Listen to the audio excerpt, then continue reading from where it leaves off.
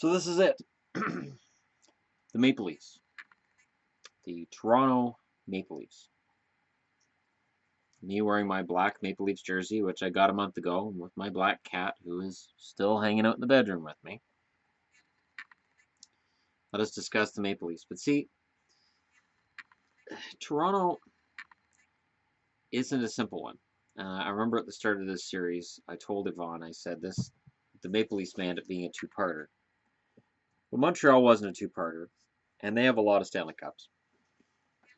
So then the question becomes, does Toronto become a two-parter? Does it need to be a two-parter? And I think the answer to that is probably yes.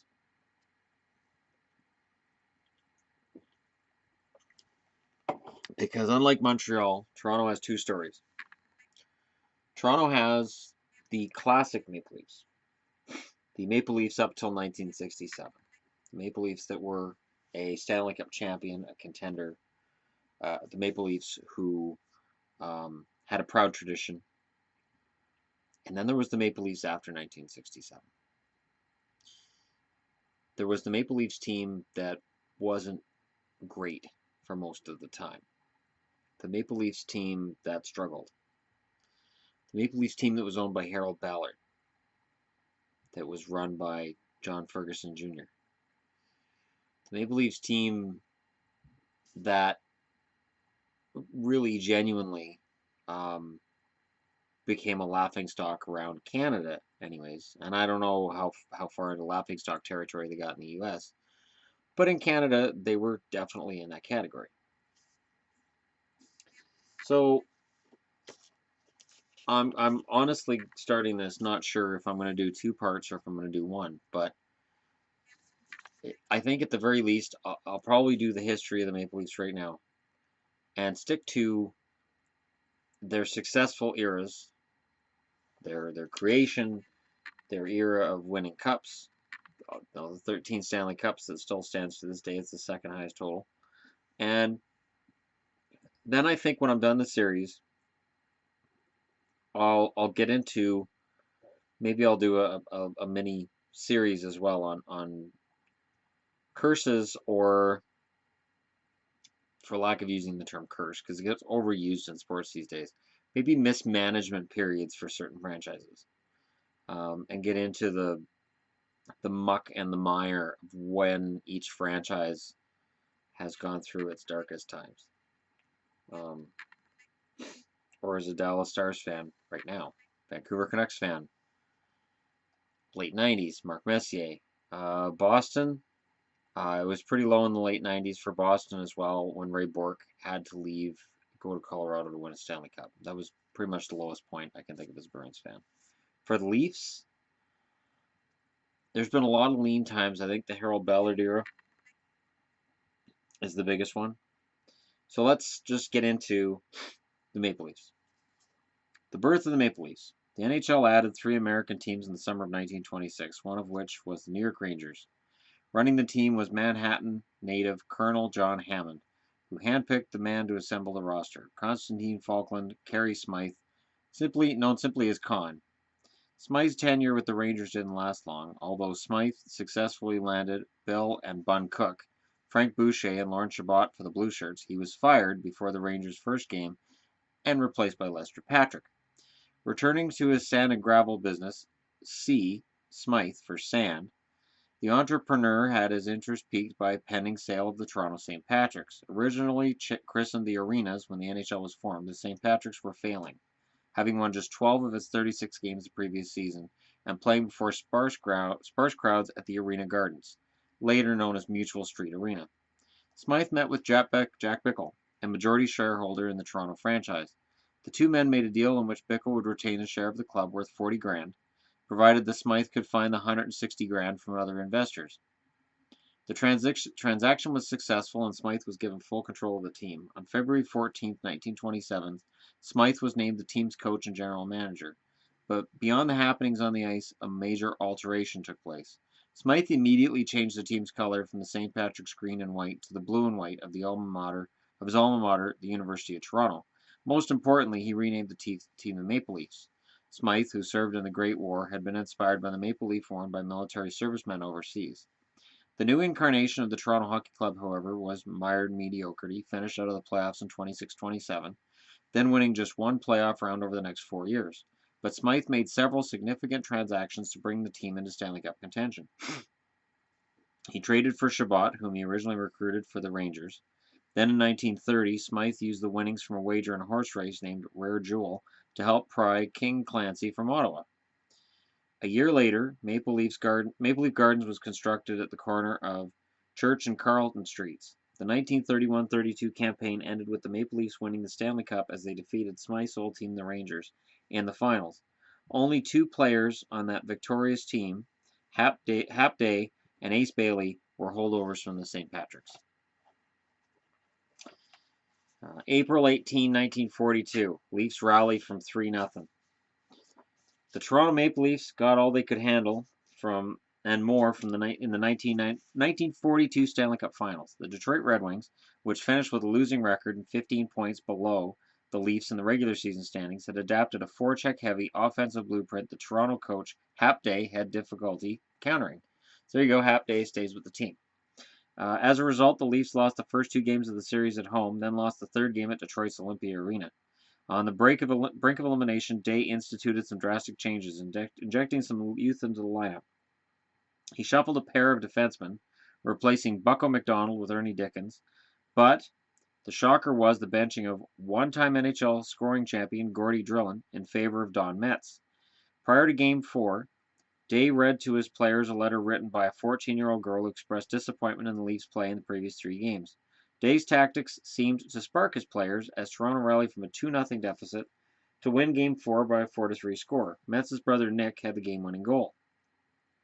Back at Maple Leaf Gardens, the Leafs won Game 5 decisively by a 9-3 count. 19-year-old Gay Stewart made his only playoff appearance of the year, while Don Metz had an exceptional performance with a hat trick and 5 points. In the next game, back in Motor City, goalie Turk Broda stifled the Red Wings at every turn on the way to a 3-0 shutout victory.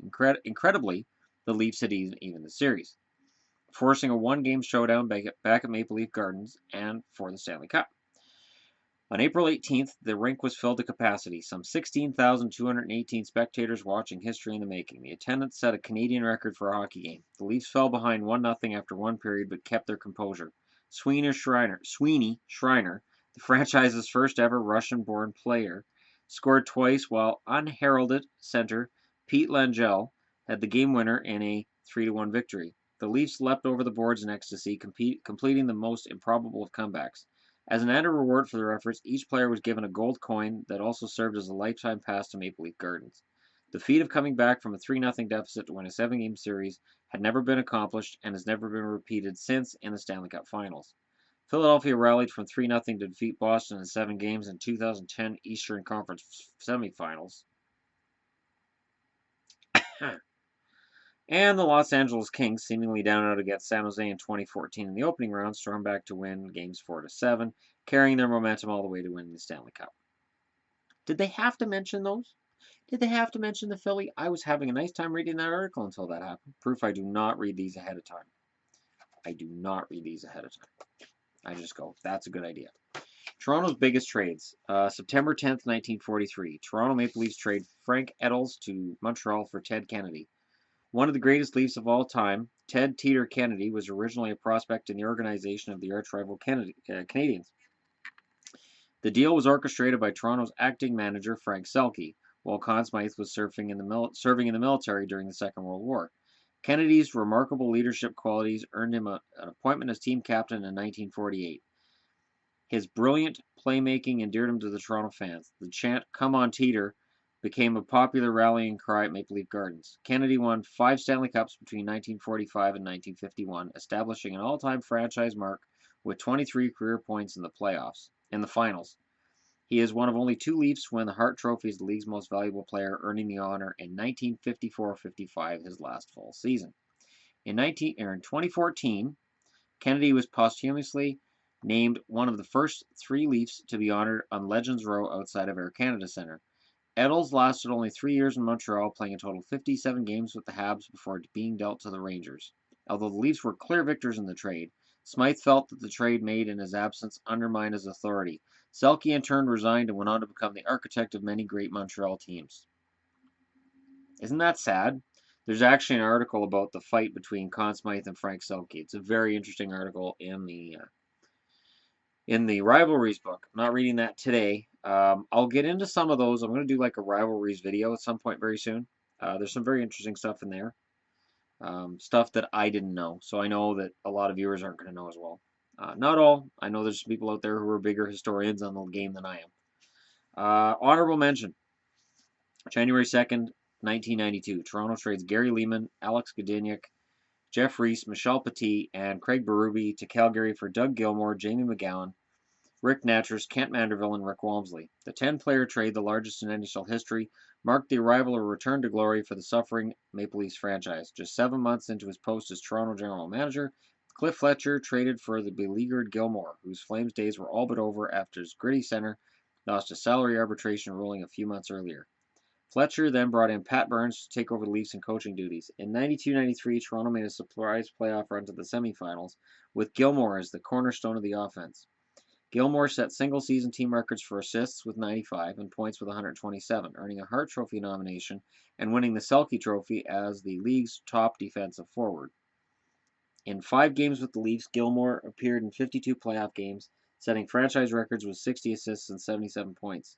The trade was a complete bust for the Flames. Leeman never came close to reaching the career-best 51 goals he tallied during the 89-90 season. A bust is an understatement. The best game ever in Toronto, April 25th, 1967. The last Stanley Cup Finals in the 6-team era pitted the longtime rivals, the Toronto Maple Leafs and Montreal Canadiens in 1967. Toronto coach and general manager Punch Imlach fired a shot across the bow when he referred to Habs rookie netminder Rogie Vachon as a Junior B goaltender. That Junior B goaltender's in the Hall of Fame now. So, after Vachon led Montreal to a 6-2 pasting of the Leafs in Game 1 at the Forum, Imlach feigned an apology, saying that Vachon was instead at the Junior A level. Toronto goalie Johnny Bower evened the series with a 31-save shutout in the second game as the Leafs won 3-0. The series shifted to Maple Leaf Gardens, where 16,000 fans passionately cheered their home team, dubbed the Over the Hill Gang. 10 players from the Toronto roster were 30 years of age or older, but to a man, the Leafs showed no signs of aging in Game 3, an epic clash. Jean Beliveau opened the scoring for Montreal in the power play. Le Gros Bill had an easy tap-in after taking a cross-ice pass from Bobby Rousseau.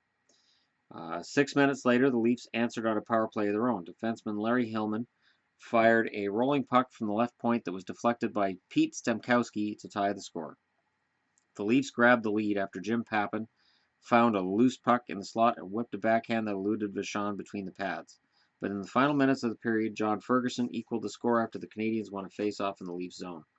Both goalies were flawless in the third period. Bauer thwarted Yvon Cournoyer on a partial breakaway late in regulation time with a patented poke check.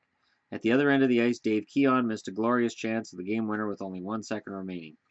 The superb net-minding continued in overtime. It wasn't until just before midnight, at 8:26 of the second overtime period, the game was decided. Stemkowski's centering pass deflected off the skate of Montreal's Terry Harper to Pappen. Pappen passed to Bob Pulford, stationed off to Vachon's right. Pulford promptly deposited the puck into the goal for a winning score that Vachon had no chance of stopping. It was the second longest game in the history of Maple Leaf Gardens. Bauer made 60 saves, while his counterpart Vachon turned aside 51 Toronto shots. The line of Pappen, Pulford, and Stemkowski led the playoffs in scoring on the way to a Leafs Stanley Cup victory. The Leafs' last Stanley Cup victory, 1967. That's 50 years ago as of this coming June. Now, again, you know, a look at the Leafs is going to involve probably a lot of material here. Now, in this book, the greatest teams of all time, the highest entry for the Leafs is a 10th place ranking. This is the 1962-63 Toronto Maple Leafs. If you're looking for a hockey team that employed future Hall of Fame players at every position and, more importantly, got crucial contributions from the top of the lineup to its bottom, the 1962-63 Maple Leafs would represent your ideal choice. We were an older team, but we had some younger guys who could play too. I was one of the young guys, said Hall of Famer Dick Duff more than 47 years later. That 62-63 Maple Leafs team won the organization's 11th Stanley Cup. We didn't play well at times during the season, but we knew what was at stake in the playoffs, and the guys came together so well and took care of business. Everybody stepped up at different times, and that's what makes good teams great. The Leafs kicked off the 62-63 campaign as defending champions who just won their first cup in a decade. And most of the components from that team, including Captain George Armstrong, Coach GM Punch Imlach, leading scorer Frank Mahovlich, and starting goalie Johnny Bower, were back in blue and white. In Imlach's estimation, the cup victory should have only made the 61-62 team even more dangerous. Now that they've got confidence because they know they're the best, Imlach said in the fall of 1962, it's up to other teams to come up to our level and knock us off. Knocking off the Leafs squad required an impossible amount of knocking. In fact, in what looks to be an early warning to the NHL's other 5 teams, not even Mother Nature herself could have derailed Toronto that season. After they'd beaten Chicago early in the year, a plane carrying Leafs home was struck by lightning, but the flight continued on and concluded safely. The business angle of the game also threw a few wrenches Toronto's way. Mahovlich, center Billy Harris, D-man turned center Red Kelly, and Alan Stanley all were contract holdouts who signed with the team just prior to the signing deadline. Once they agreed to the new improved salaries, and once other key Maple Leafs were given raises, Toronto wound up with the highest payroll in the league. The Leafs also were tied with Detroit as the NHL's oldest team, averaging at 28.2 years. And big money plus big accomplishments equaled big things that were expected of them. The problem was the Leafs began the season looking anything but experienced and confident, and the pressure they faced necessitated rapid change. Once Toronto lost 4 of its first 8 games and 6 of its first 11, Imlach benched Bower, then a 38-year-old who in previous 3 seasons with Toronto won 98 games in his first cup. However, by November, new starter Don Simmons was felled by the flu, and Imlach worked Bower back into the mix in the platoon system once both goalies were healthy. But, according to one ex-Leaf who retired after winning a championship with the team in 1962, Toronto's talent level made net-minding decisions almost an afterthought. The Leafs have such a good club, it shouldn't matter who plays goal, said future Hall of Famer Bert Olmstad at the time. With 3 well-balanced lines and 2 good defense pairs and excellent reserves, they shouldn't give the opposition enough goal-scoring chances to cause their goalie any worry. Up front, Toronto had all sorts of veteran warriors. Mahovlich, a 9-time 30-plus goal-scoring left winger. Armstrong, who Imlach had said was washed up a year earlier, yet was still a formidable two-way center. Left winger Bob Pulford, who scored at least 17 goals in 10 of his 14 seasons with Toronto. And center Ron Stewart, who represented the Leafs in 4 NHL All-Star games. Right winger Bob Netman was only 24 and playing in his 3rd season. Eddie Shack was a 25-year-old left winger whom the fans adored for his on and off-ice rambunctious enthusiasm. Best of all, center Dave Keon was an emerging star who hadn't celebrated his 23rd birthday before the season began. If I had to pick out any one of my men, it would be Keon, Imlach said in February 1963 when asked to identify Toronto's most important player. I made that statement before the season began, and what's happened since then makes me more positive about it. He's our best man, the top center in the National Hockey League and the most consistent player in the business. The Leafs' situation on defense was just as impressive. 35-year-old Kelly, a Norris and Lady Byng trophy winner, who was a politician in Canada's national parliament at the time, was now a center. But behind him on D was 32-year-old perennial all-star and ferocious Ironman Tim Horton. Stanley was the 36-year-old stay-at-home defenseman who played for each of Toronto's last 4 cup-winning teams. 24-year-old Carl Brewer had a breakout year in 62-63 and was named the league's first All-Star team. And Kent Douglas was a 26-year-old rookie D-man who won the Calder Trophy that season. We had so many good defensemen, we were able to continue on playing well even though we'd lost Bobby Bond for a while there, Duff said, referring to Leafs legend who was out of Toronto's lineup from December till February with strained knee ligaments. I mean, we missed Bobby, but everybody knew their role, and that made it easier for us to build on the team as a whole. The Buds coach recognized it too.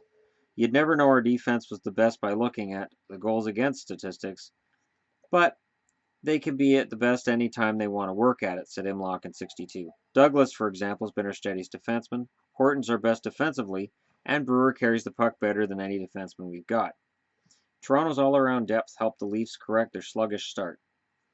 The Leafs were the NHL's hottest team before Christmas, winning 8 times with 3 ties in 13 games. They also led the league in goals through the first 28 games, 93 goals, including 17 from Mahovlich. Unfortunately for the players, the iron-fisted Imlock wasn't completely satisfied, especially when he was comparing his Leafs to Gordie Howe's imposing Red Wings. They keep winning the big games, Imlock said. What they've got over us is the fact that they can beat the poor teams. We can't. Every time we get a chance to look like a big club, we blow a game to some tail-end team. However, with the steady scoring punch of Mahovlich, whose 36 goals put him 2 behind Howe for the scoring lead, Toronto fought off Chicago down the stretch and edged out the Blackhawks by 1 point to finish first with a 35-23-12 record. It was the first time in 15 years the Leafs had won the Prince of Wales Trophy as top team in the league, but it didn't help them avoid a first-round playoff showdown with their arch rivals from Montreal. The Leafs also had the incentive when the league announced the payout for the Stanley Cup winning team would rise to $63,000, $36,000 for a cup win, and $27,000 for an opening series win. That meant the payout to each player on Cup champion would be $3,600. That was nothing to sneeze at back then, Duff said with a laugh. We wanted to win anyways, but that didn't hurt our cause. Toronto's focus was on display immensely against Montreal. The Leafs won the first 3 games of the series, leaning heavily on Bauer and the aforementioned spread-out attack on offense. The Canadiens won Game 4 by a score of 3-1, but the Leafs stormed back in Game 5 and dominated in a 5-0 victory. Toronto's win over the Habs set up a cup final against the Red Wings that served as a rubber match of sorts between the two franchises. The Leafs and Detroit had met. Alright, I got interrupted there. Toronto's focus was on display immediately against Montreal. The Leafs won the first 3 games of the series, leaning heavily on Bauer, who stopped 80 of 83 shots in those games, and the aforementioned spread-out attack on offense. The Canadiens won Game 4 by a score of 3-1, but the Leafs stormed back in Game 5 and dominated in a 5-0 victory. If I'm repeating myself, it's just there was a delay, and I can't go back and look without stopping the video, and then I have to upload 2 videos. Toronto's win over the Habs set up, rubber match against the Red Wings. It served as, the Red Wings have won 18 times in the playoffs prior to 1963. Both teams have won 9 times. So they'd met 18 times in the playoffs before 1963, and each team had won 9 of those series. But Toronto got back on track early in the final thanks to Duff's 2 goals in Game 1. Yes, I protected you from the kiddies. Which established a record for fastest 2 goals to start a game by a single player, 68 seconds, and the Leafs won 4-2. In Game 2, the Leafs were without Mahovlich, who was out with a bruised knee, but little-used forward Eddie Litzenberger, who was released by Detroit in 1961, scored a goal and assisted on 2 others for another 4-2 win for Toronto. Former Leaf Alex Faulkner scored midway through the second period of Game 3 to ensure a 3-2 victory for Detroit. But Kelly and Keon combined for 3 goals and 4 points in Toronto in Game 4, a 4-2 Leafs win. And in Game 5, Keon opened the scoring and Shaq deflected Douglas's shot for the cup-winning goal and Toronto's 3-1 series clincher. When it was over, Imlock made clear who the best player was.